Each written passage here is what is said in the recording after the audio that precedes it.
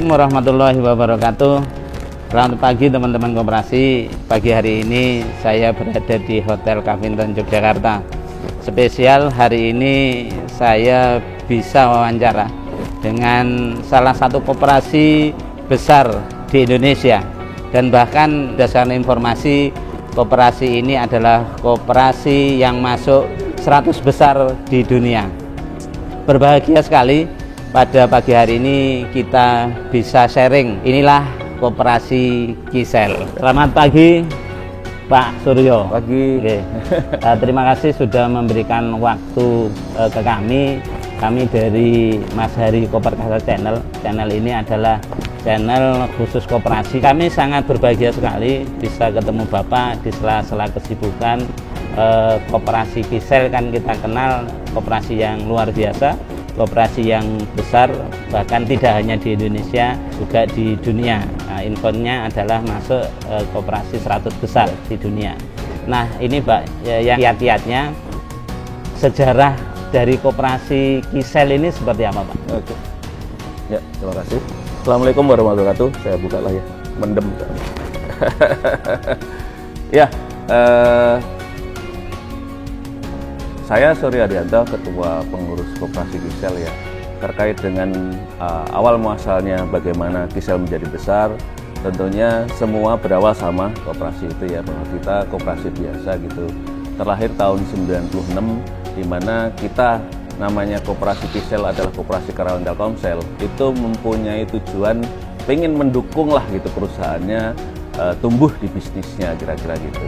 Sehingga di mana ada kantor wilayahnya Telkomsel, di situ ada kantor wilayahnya Kisel juga. Waktu itu kita punya 14 koperasi wilayah gitu dengan badan hukum masing-masing gitu. Dan dalam perjalanannya kita sebenarnya kan pagi kita bekerja sebagai karyawan, terus sorenya kita nyambi jadi pegawai koperasi. Nah, bisnis semakin besar dan sepertinya tidak bisa dihandle dengan cara nyambi lah gitu, sehingga tahun 2001 kita satukan dalam koperasi primer. Kita sepakat gitu bahwa semua koperasi yang di wilayah itu kita tiadakan dan kita bikin satu koperasi primer yang berpusat di Jakarta.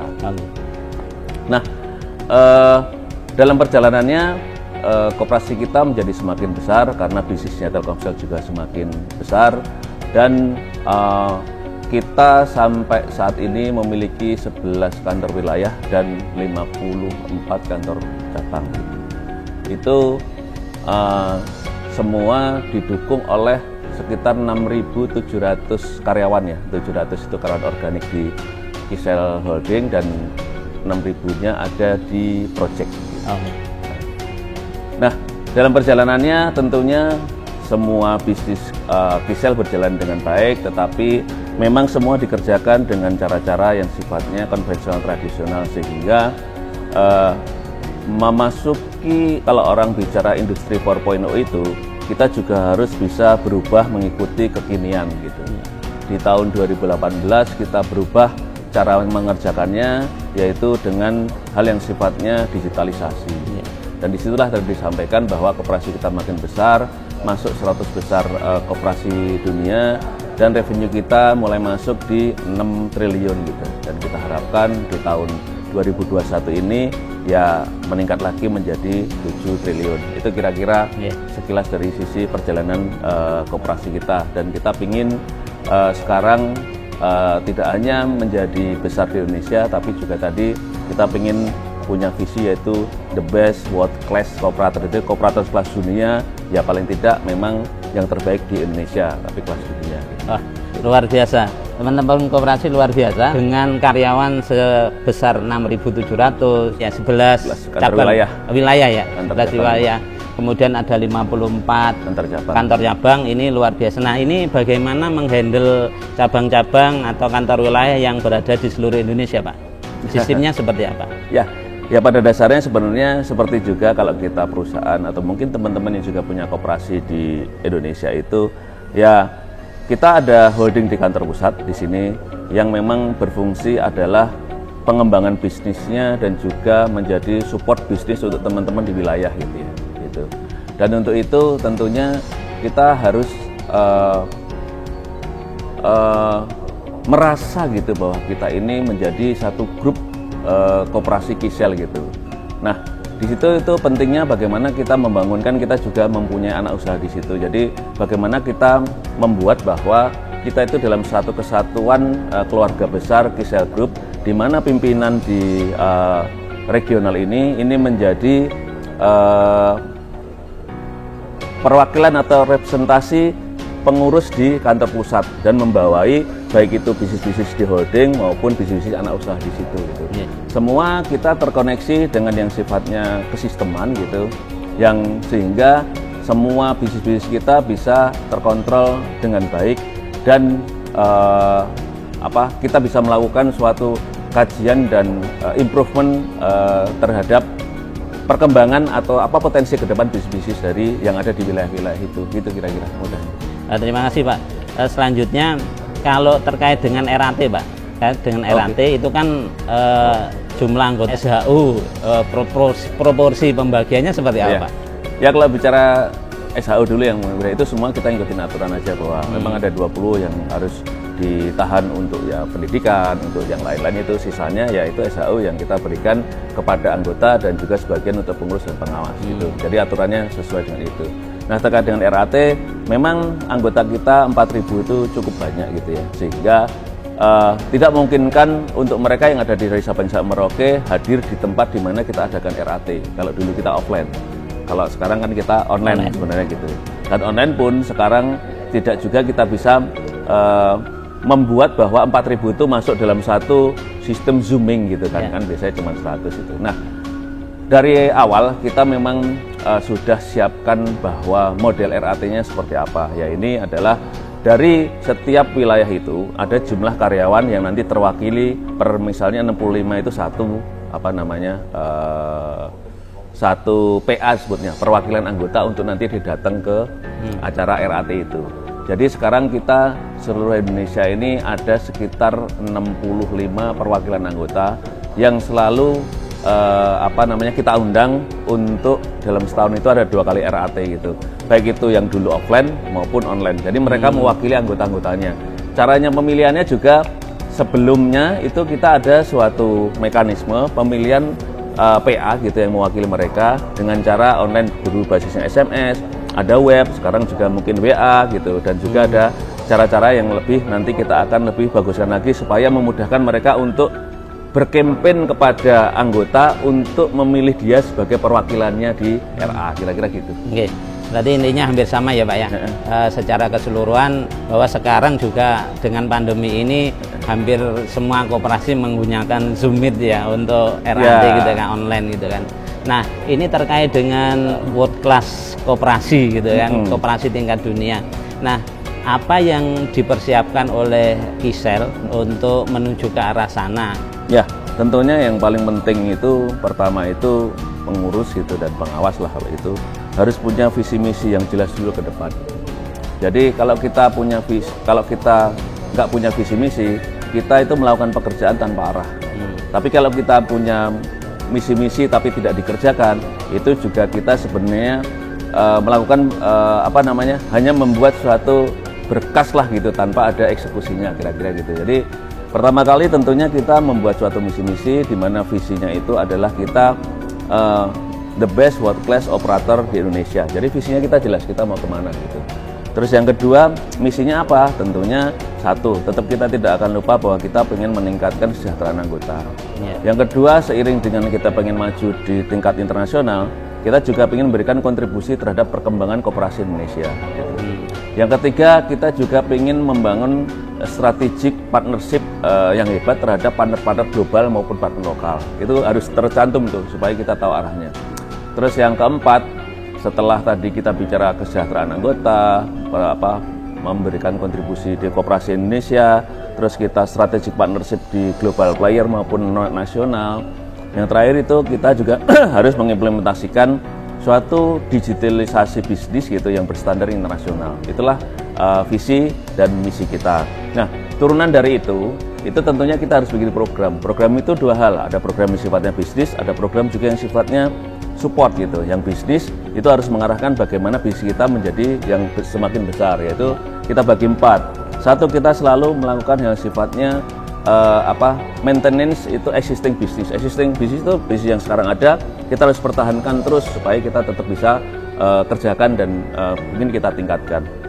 Yang kedua, bisnis-bisnis yang besar yang kita sebut main business itu kita terus perkuat gitu sehingga terus berkembang dan meningkat secara skala bisnisnya gitu.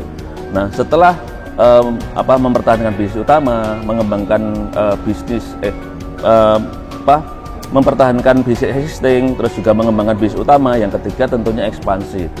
Ekspansi adalah bisnis-bisnis yang di luar yang kita kelola sekarang, itu kita lakukan terutama yang memang di luar Telkomsel lah gitu. Itu kita kembangkan terus lah ke seluruh BUMN, ke seluruh mitra-mitra kita, itu kita kembangkan. Terus yang keempat, ini yang paling penting, itu adalah kita harus mengimplementasikan atau monetizing itu digital business. Itu penting sekali. Karena tanpa itu kita nggak akan bisa menjadi pemain global lah ya, di tingkat internasional, nggak bisa gitu. Karena era-era industri 4.0 ini, era digitalisasi ini, kita harus mengimplementasikan suatu digital business ekosistem berstandar internasional. Itu udah wajib karena kita borderless gitu. Nah, itulah bisnis itu jadi 4 tadi, yaitu kita mempertahankan bisnis existing, terus mengembangkan bisnis yang utama gitu, memperkuat, terus juga berbicara ekspansi dan juga digital business ekosistem. Nah, program supportnya juga harus kita perkuat. Satu, kita juga harus membuat strategic business partnership untuk meningkatkan value-value kerjasama kita gitu. Yang kedua, tentunya people dan organisasi kita tingkatkan. Nggak mungkin kita pengen menjadi perusahaan tingkat dunia, people-nya juga masih bersifat-sifat lokal, itu nggak mungkin. Jadi capability dari si orang dan juga organisasi kita tingkatkan. Yang ketiga tentunya adalah kita cost leadership. Perusahaan itu selalu berhitung bagaimana mengkaji suatu bisnis, bahwa penambahan beban itu selalu diikuti dengan penambahan pendapatan yang juga signifikan. Itu juga cost leadership. Dan yang terakhir adalah environment control. Bagaimana bisnis itu end-to-end harus kita amankan. Dari pertama kita ngeplan sampai nanti pencairan atau kolek dari uang itu harus aman. Nah, itu berbasis suatu yang sifatnya kesisteman yang juga harus inline dengan peraturan-peraturan di eksternal gitu. Nah, itu yang sebenarnya harus kita kembangkan tadi, visi misi, program bisnis dan juga program supportnya, sehingga semuanya itu kita harapkan bisa mengamankan dari sisi target tahunan maupun milestone yang pengen kita gapai, kira-kira gitu lah. Terkait dengan digitalisasi kan Kisel itu teman-teman koperasi adalah menjadi prototipe koperasi modern di Indonesia sekarang. Nah, terkait dengan koperasi modern itu dan terkait dengan digitalisasi itu seperti apa, Pak?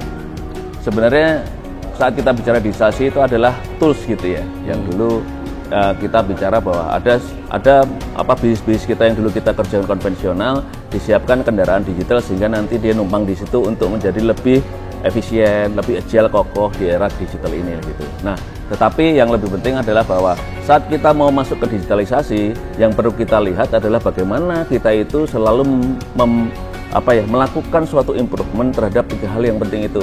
Satu, berbicara people-nya, yang kedua berbicara prosedurnya, yang ketiga berbicara kesistemannya, teknologi. Nah, bila mana 3 ini bisa kita lakukan, itu kita baru bisa masuk ke digitalisasi. Nggak mungkin digitalisasi sifatnya hanya korporasi, tapi orangnya nggak digital, nggak mungkin.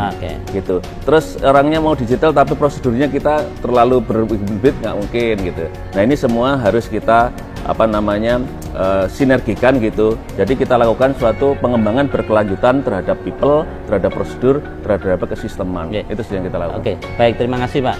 Luar biasa teman-teman ya. Mudah-mudahan lah ada salah satu koperasi di Yogyakarta bisa mengikuti Kisel. Lanjutnya mungkin karena Kisel kan sudah besar Pak. Sedangkan koperasi-koperasi mungkin ada sebagian yang masih kecil. Apa ya yang bisa diberikan dalam artian masukan lah untuk koperasi-koperasi mulai tahap awalnya. Kalau langsung meloncat itu kan nggak mungkin, sehingga memang harus tahapan-tahapan apa yang sekiranya bisa dilakukan oleh koperasi-koperasi yang masih kecil. Oke, ya. Terima kasih. Pada dasarnya sebenarnya besar kecil itu kan dalam proses ya. Dulu kita juga kecil sekali, bahkan mungkin lebih kecil dari yang teman-teman sekarang berkoperasi kerjakan, karena awal kita hanya berbicara bagaimana kita membantu hal yang paling sederhana aja. Yuk kita nyiapin tisu, yuk kita nyiapin ini gitu ya, sifatnya mungkin sembako, yuk kita driver, yuk kita misalnya OB atau apapun lah gitu. Tapi pada dasarnya sebenarnya tadi itu bahwa semua kita harus mulai dengan membangun 3 hal fondasi tadi, yaitu di people, prosedur, sama di teknologinya itu. Dan ini disesuaikan aja dengan karakter masing-masing dan kemampuan di koperasi itu. People-nya kita harus tentunya mulai berbicara bagaimana capability dengan kompetensinya itu sesuai dengan kekinian ini gitu. Gitu. Terus prosedur itu harus disiapkan semua itu, hal yang sifatnya misalnya mulai dari ADART-nya, bagaimana itu yang menjadi landasan kita gitu ya. Terus bagaimana juga membuat suatu hal yang sifatnya mekanisme tata kelola bisnis yang baik dan benar lah gitu kira-kira ya. Kalau orang bicara dari RAP-nya masuk RKAP-nya, terus masuk juga bagaimana hal yang sifatnya kontrol terhadap manajemen cash flow-nya gitu. Nah itu setelah people dan prosedur itu, nah ini ke sistemnya itu sesuaikan aja. Kan kalau misalnya dulu juga kecil kita juga menggunakan cuman komputer untuk web gitu kan. Sekarang kan teman-teman masih ada Instagram, ada Facebook, ada WA, bahkan berbagai macam. Dan kalau nanti sudah berkembang langsung dan memang direct komunitasnya banyak, bisa dibikin aplikasi. Ini staging aja gitu. Nah 3 hal itulah kita harus siapkan diri kita siapkan semua mekanisme dan prosedurnya, terus kita siapkan teknologi dan sistemnya berbasis kebutuhan kita.